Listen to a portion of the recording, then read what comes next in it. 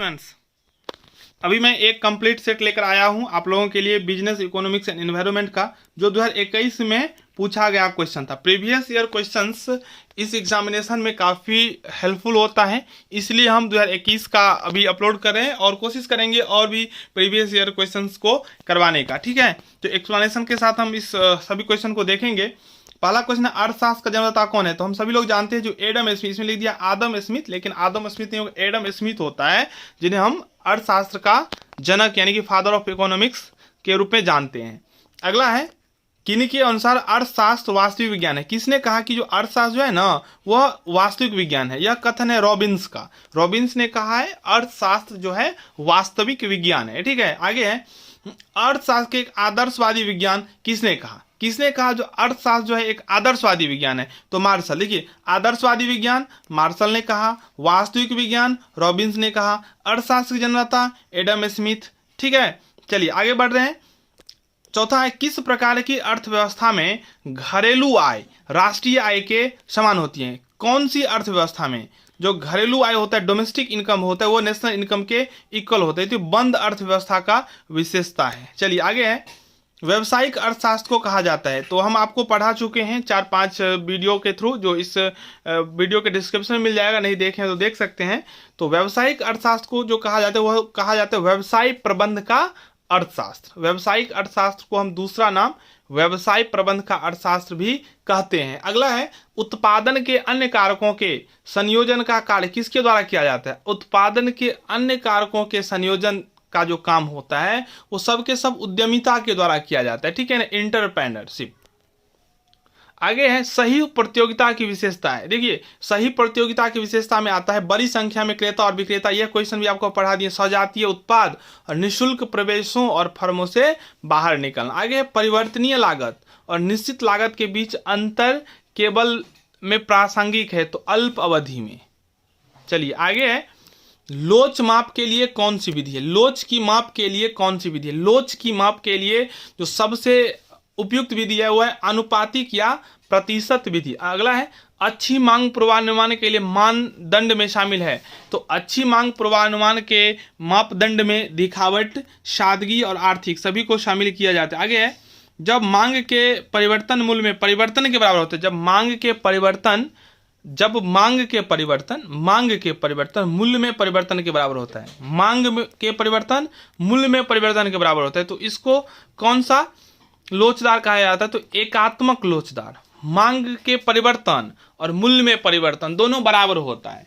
मांग का परिवर्तन और मूल्य का परिवर्तन जब दोनों सेम होता है तो उन्हें एकात्मक लोचदार मांग कहते हैं। चलिए आगे है, चाय और कॉफी क्या है? स्थानापन्न है। ठीक है, देखिए चाय और कॉफी क्या है? जब चाय महंगा हो जाएगा तो लोग कॉफी पीना प्रारंभ कर देगा, कॉफी महंगा हो जाएगा तो चाय पीना प्रारंभ कर देगा। तो स्थानापन्न इसका समान होता है। आगे एकल निर्माता के साथ बाजार। तो एकल निर्माता है तो एकाधिकार होगा, एकल निर्माता एकाधिकार। ठीक है, आगे है, मांग पूर्वानुमान का सर्वेक्षण तरीका शामिल है। तो इसमें विशेषज्ञ की राय शामिल होता है। आगे है, एकाधिकार की विशेषताएं कौन सी है? तो एकाधिकार की विशेषताओं में एकल विक्रेता या निर्माता, ये सही है, कोई नजदीकी विकल्प नहीं होगा, एकाधिकार होगा, बेलोचदार मांग रेखा होगा। तो उपर्युक्त सभी, वैसे आपको जब भी ऑप्शन में दिख जाए इनमें से सभी आप आराम से टिक मार सकते हैं अगर आप कंफर्म नहीं है तो।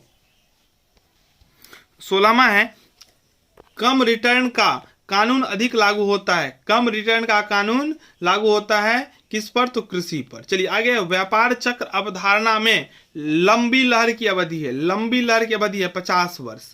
व्यापार चक्र अवधारणा में लंबी लहर का जो अवधि है वो है 50 वर्ष। आगे है, कॉफी के मूल्य में वृद्धि होने से चाय की मांग। कॉफी का मूल्य अगर बढ़ जाएगा तो चाय का मांग क्या हो जाएगा? बढ़ जाएगा। कॉफी का मूल्य बढ़ेगा तो लोग कॉफी को छोड़कर कहाँ पे आ जाएगा? चाय का मांग। जो कॉफी पीने वाले लोग हैं, कॉफी अगर महंगा हो जाएगा तो कॉफी को छोड़कर चाय पीना प्रारंभ कर देंगे। समझ रहे हैं ना बात? अगर जहां भी आप नहीं समझते हैं आप कमेंट कीजिए। मांग की लोच कितने प्रकार का होता है? तो मांग की लोच जो है 5 प्रकार का होता है। आगे है,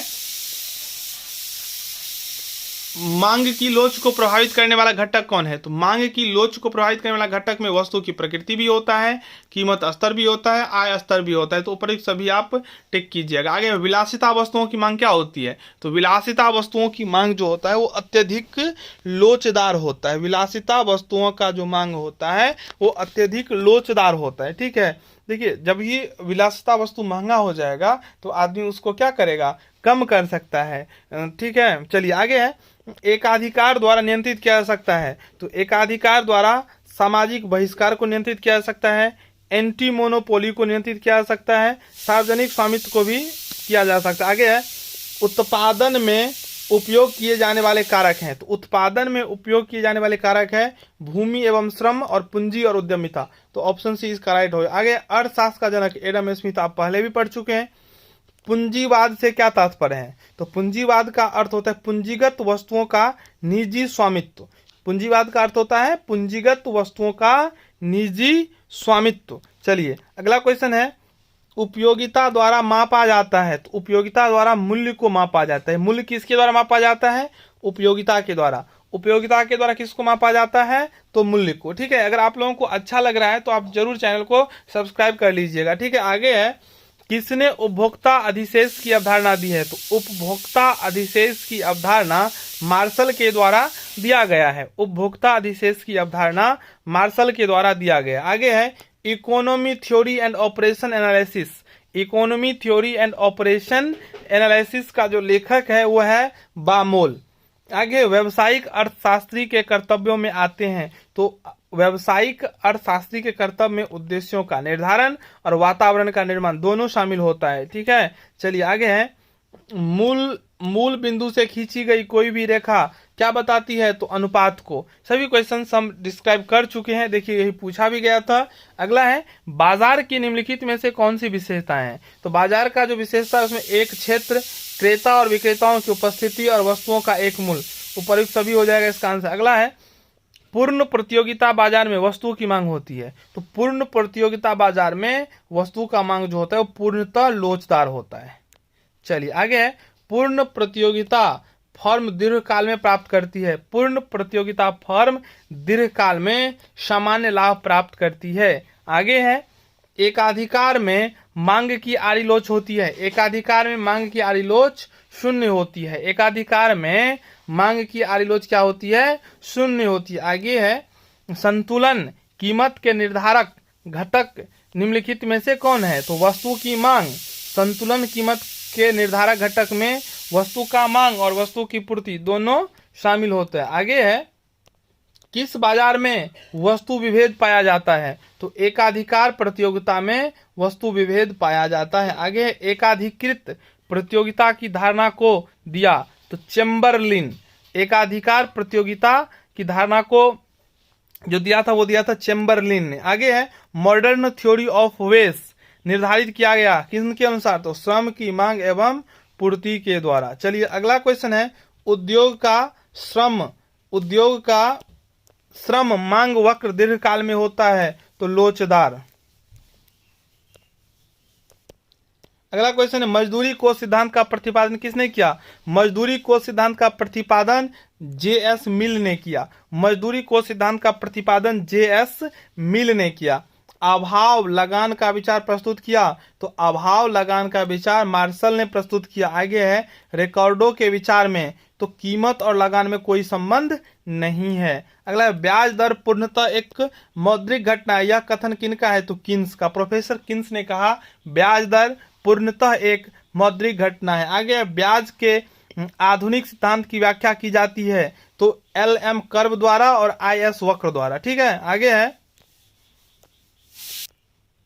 लाभ का जोखिम सिद्धांत प्रस्तुत किया हॉले ने। प्रोफेसर नाइट के अनुसार लाभ क्या है? तो ज्ञात जोखिम का पुरस्कार और अज्ञात जोखिम का पुरस्कार। इसका आंसर होना चाहिए ज्ञात जोखिम का पुरस्कार, ऑप्शन ए ही। चलिए अस्थायी पूंजी के उपभोग को क्या कहा जाता है? अस्थायी संपत्ति या अस्थायी पूंजी के उपभोग को हम लोग मूल्यह्रास कहते हैं। आगे किसी अर्थव्यवस्था में एक वर्ष के अंतर्गत उत्पादित अंतिम वस्तुओं तथा सेवाओं के बाजार मूल्य को क्या कहते हैं? तो सकल घरेलू उत्पाद। आगे है व्यावसायिक पर्यावरण। व्यावसायिक पर्यावरण के आर्थिक घटक हैं तो बचत एवं निवेश की स्थिति, आर्थिक नीतियां, मांग एवं पूर्ति की स्थिति, तो डी हो जाएगा। और अंतिम क्वेश्चन है 50वां इस वीडियो का, वो है व्यावसायिक पर्यावरण अत्यंत विस्तृत है, तो इसका हो जाएगा जटिल ऑप्शन। तो 50 क्वेश्चन इस वीडियो में और बाकी 50 हम अगले वीडियो में बहुत जल्द अपलोड कर देंगे। आप लोग तब तक इन सभी 50 क्वेश्चन को याद कर लीजिए। अच्छा लगा हो तो वीडियो को लाइक, चैनल को सब्सक्राइब जरूर करें और इसे अधिक से अधिक फ्रेंड्स तक पहुँचाने में हमें थोड़ा मदद करें। इस वीडियो को शेयर करें। धन्यवाद।